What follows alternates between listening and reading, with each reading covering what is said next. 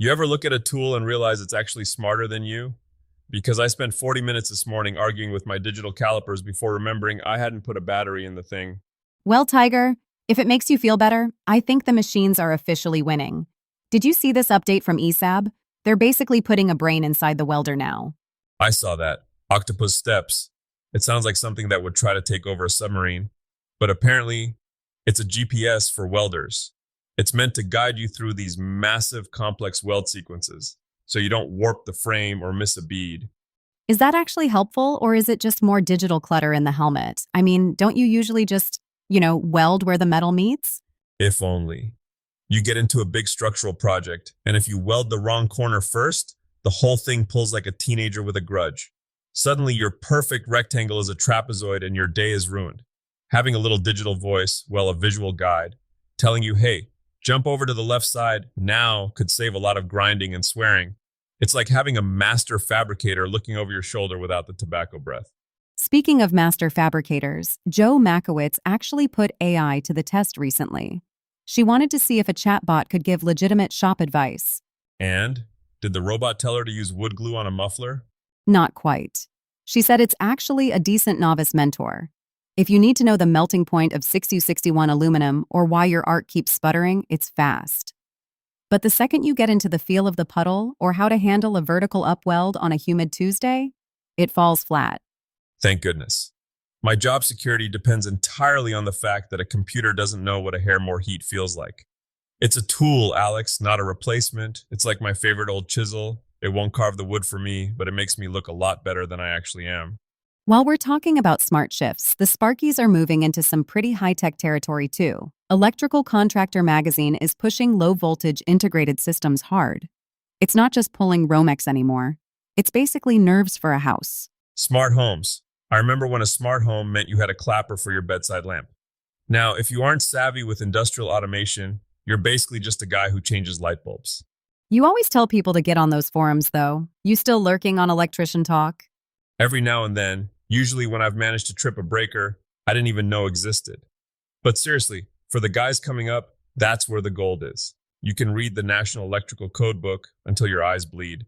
But seeing a master electrician from Chicago explain how he solved a commercial ground fault in a flooded basement, that's where the real education happens.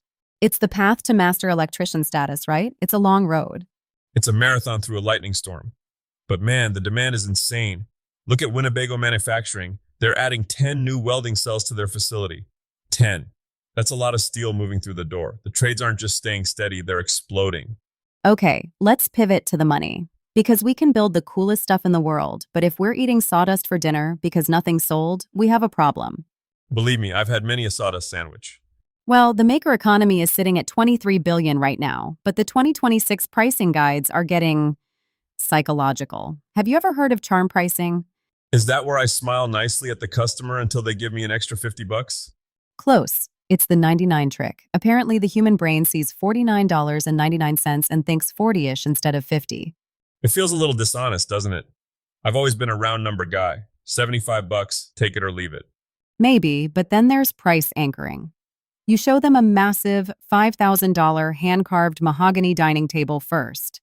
Then, when they see your $800 coffee table, it feels like they're practically stealing it from you. Oh, I've accidentally done that. I showed a lady a custom entertainment center I was working on that cost more than my first truck. She ended up buying 3 cutting boards and a birdhouse just to get a deal. I thought she was just being nice. Turns out I was a psychological mastermind. You're a natural, Tiger. But seriously, the data from Rain POS shows that hybrid selling is the future.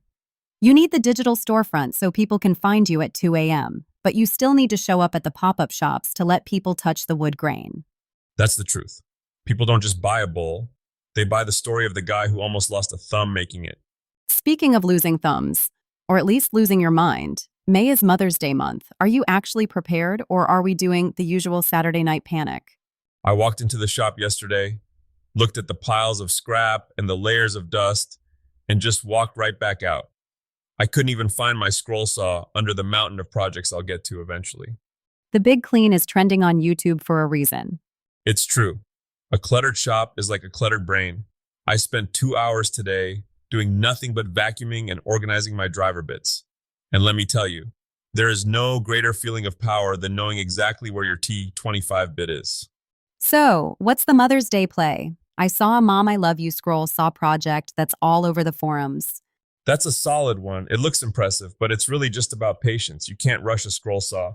If you do, the blade snaps, the wood cracks, and you end up saying words that your mother definitely wouldn't want to hear. Are you using the DeWalt for the assembly, the DCF 87? Always. That impact driver is the Swiss Army knife of my kit. I've used it to hang heavy cabinets and to drive tiny brass screws into jewelry boxes. It's got that soft start trigger. It doesn't just go 0 to 60 and strip the head off the screw. It treats the work with a little respect. You talk about your tools like they're your kids. Better than kids, they don't complain when I leave them in the cold garage all night. All right, before we let everyone get to work, what's the big takeaway for a Tuesday?